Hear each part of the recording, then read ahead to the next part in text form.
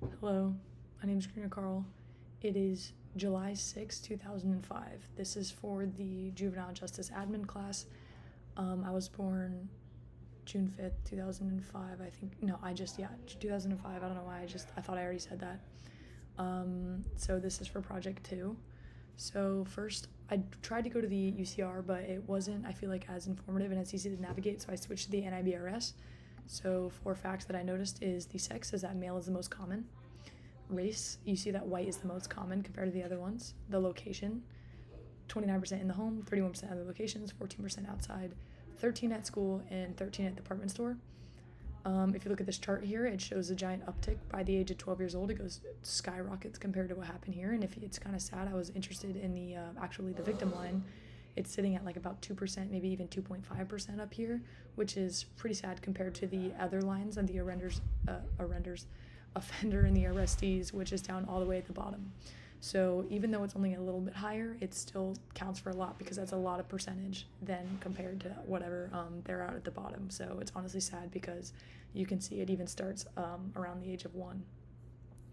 Another thing I found interesting was this known to victim. 91% actually knows the victim before the act is committed or whatever happens. Like they actually have a relationship prior, which I thought was very, very interesting. So when trying to get a picture of, is this what you expected? Honestly, no, I didn't expect white and Caucasian to be such a high number. I thought it would be more evened out, so that's very interesting to see, as well as the Hawaiians had like almost nothing, or like it said Pacific Islanders, they had like 30 or 50 on there. I thought that was crazy. It's a very low number for the amount of people that there are out in the world from there, so I thought that was interesting.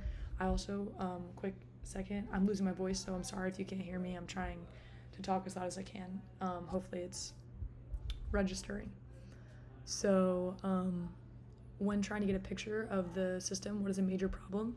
So one major problem would be like an underreporting for age 12-17, meaning somebody's embarrassed or somebody doesn't want to come forward because they don't know what's going to happen, especially if they are related to the offender. They don't want maybe somebody that they love to get in trouble, and at that young age they don't realize the importance of reporting it.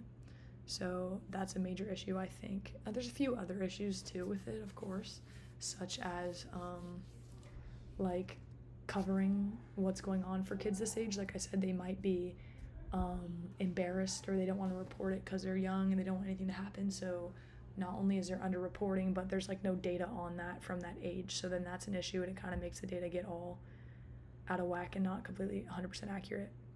So describe 3 patterns by age of crime victimization using NCVS data. So I saw that ages 12 through 14 are at high risk when it comes to something happening to them when they're at school. Such as, I remember it was theft and small assault, such as fights in school and people stealing things like at school as well. Something else was when actually you can see in a decline. So like everything kind of like starts like I showed in this one chart from the age of 12. See if I can get this up here. But yeah, so at the age of 12, but actually if you go online and you look out there, if you see the age of 18, it declines, which is sad because like I said, these kids are younger, they're still developing, they don't always report it. And so there's a decline when it could be even higher, and they just don't know what to do. Sorry, it's offering me to do hand gestures. So yeah, that's interesting. I need 3 of them. So yeah. Also ages 16 to 17, I saw they have a high rate when it comes to they're close with an adult. So this makes me kind of wonder if it's a team kind of thing or a teacher or like something like that, and the kids don't want to report it and they feel uncomfortable, and like there's a large pattern there with those crime rates when it comes to adult to child that have a close relationship. So go back to the OJDP website, describe 3 patterns of juvenile offending.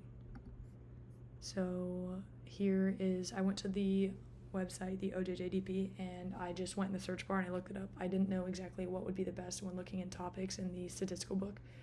So some facts is gender. It actually says that violent offenses are overwhelmingly committed by males. So 2,600 actually are charged with these highlighted offenses. and it says that 82 were males. And then I was reading through this study, and it said that the bullying study revealed that males were significantly more likely than females to report bullying to their peers, and twice as likely as females to engage in physical actions to bully others. So that's the fights that go, like I talked about before, those fights that tend to go unreported. And as it says here, that males are more likely to than females report it. So it's saying right there that females already have a problem, maybe because they're embarrassed to report it, and that can actually affect the numbers. So another pattern would be age. It shows that the violent behavior is beginning in the age of 15. So in this study, it was the same 2000. 40% were 15 or younger. Average age of 15.8 for homicide, 15.6 for assault and battery, and 15.1 for other serious offenses. When it comes to race, I thought this was super interesting. So only 65% of the total population in Colombia is African American, but it showed that 98%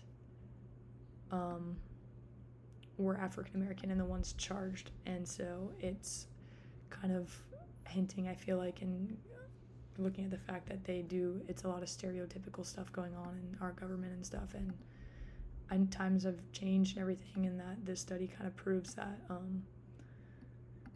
it is an issue with the stereotyping. So honestly, this doesn't surprise me right here, the race one, because of our history and everything, and people do with their stereotyping. So honestly, it doesn't surprise me whatsoever. The age of 15 definitely did surprise me. I thought it would be a little older, even though I know this chart here says at the age of 12 is where it can start, but I did think 15 was still pretty young. And gender, I'm honestly not surprised that it's males. When you're at school, you tend to see boys fighting more than girls, so.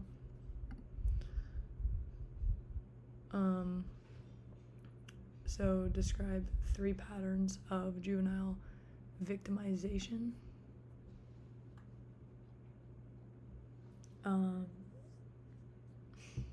So the patterns here would be like, I showed over here, I know I'm supposed to be on here, but it also showed on here that some patterns would be, it happens to somebody that you are close to or that you know, and I guess also one would be the fact that the girls aren't reporting it, and girls are more likely to be a victim of a sexual act, and I feel like this might be because of physicality and stuff like that. So that's a pretty crazy pattern of victimization there, that it's mainly females. Let me go over here. Sorry, it's having an alert.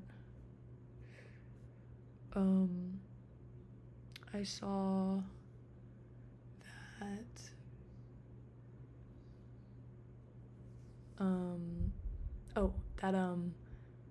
young children tend to be at the highest rate for this, any sort of victimization, because of their age and them not knowing what's going on in the homes and whatnot. So I was looking at this, and I feel like this highlighted a little bit. So 85% of 34 juvenile victimizations during this period occurred in 19 dangerous neighborhoods. So it could be within a dangerous neighborhood, and the kids don't know any better, and they think it's normal, and that if it happens to them and their friends, then they just keeps going, and it's sad.